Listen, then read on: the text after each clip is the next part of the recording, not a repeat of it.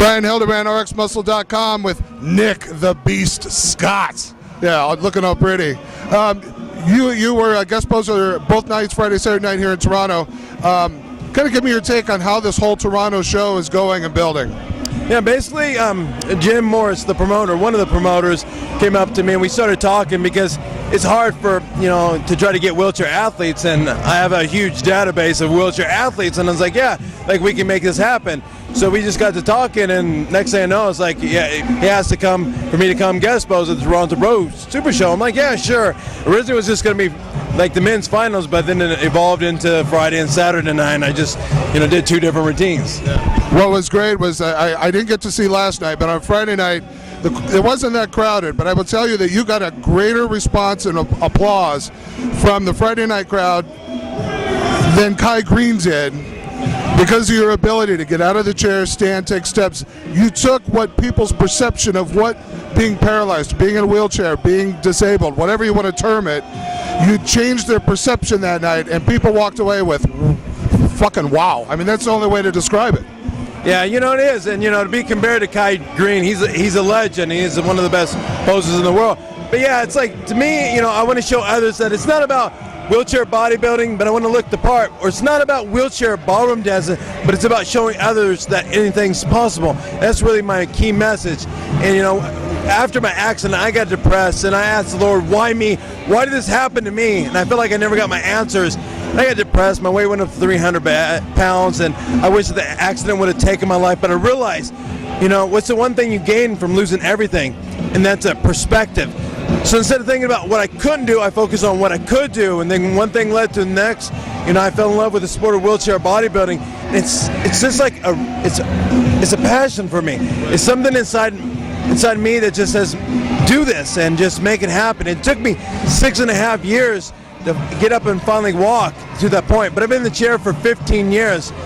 But it just shows others that anything is possible, regardless of my struggles and all the obstacles and challenges I face. It's worth it to be able to show others to be the best that you can be. And you provide tremendous inspiration wherever you go. There's no doubt about it. Your charisma, your ability to take what you have and make the best of it is absolutely amazing, and I'm proud to have met you. So thank you very much for that. Now, you had some pretty awesome news that we talked about on Friday with wheelchair athletes and trying to increase the exposure, trying to bring more of the guys into the pro ranks.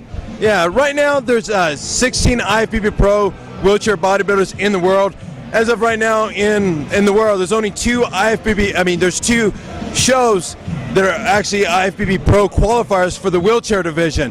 Now, international wheelchairs, there's only 3 approved for IFBB Pro status. I got a 4th one in the process, looking into getting pro status, but that's a different process. He's from Turkey, and that'll be number 17 if he get approved. But right now, it's the Wheelchair Nationals and the USA Wheelchair Championship that are the only 2 pro qualifiers. Now, the goal is here, there's only one IFBB Pro wheelchair division championship in the world, and that's Lee Thompson's show. The IFBB Pro wheelchair division is added to the Houston Pro Show, and that's in October.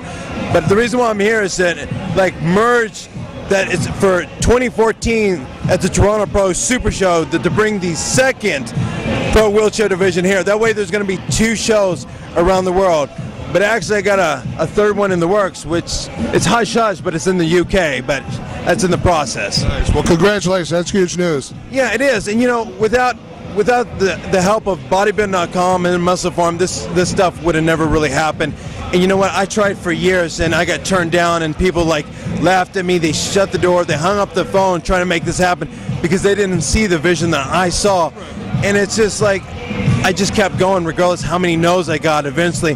That one yes I got was from Mick Skinner from Bodybuilding.com, and I got signed back in 2008. And from that, things started to skyrocket. So I want to give a big shout out and thank you to Bodybuilding.com, Muscle Farm, and especially Mick Skinner for actually making this all happen for us. Well, that's fantastic. I'm so excited. I've been here 2 years. I'll definitely be back again next year, and I'm looking forward to seeing you and what you guys are able to bring to the show. So thanks for your time. I appreciate it. And congratulations. We're wrapping up the Toronto Super Show. It's been a long weekend. Oh man, I seen you. You're just like a crazy man going all over the place, especially RX, Muscle. it's an honor that you guys are actually out here to doing this stuff, and you know, taking your time and everything, because you guys really do put so much content out for the athletes, the people, the fans, and a lot of people overlook how truly, like, you know, they take that for granted. You know, like, oh, they're putting it up, but they don't realize how much effort that you guys do. And thank you, Dave, for actually, you know, pushing RX Muscle and everything that you guys do. Thank you. I mean, it's good to know we get feedback from the fans, but when we get feedback from the pros, that means we're getting it done. So You're the man. hey, there it is. For Nick Scott, Bryan Hildebrand, wrapping it up in Toronto. RXmuscle.com.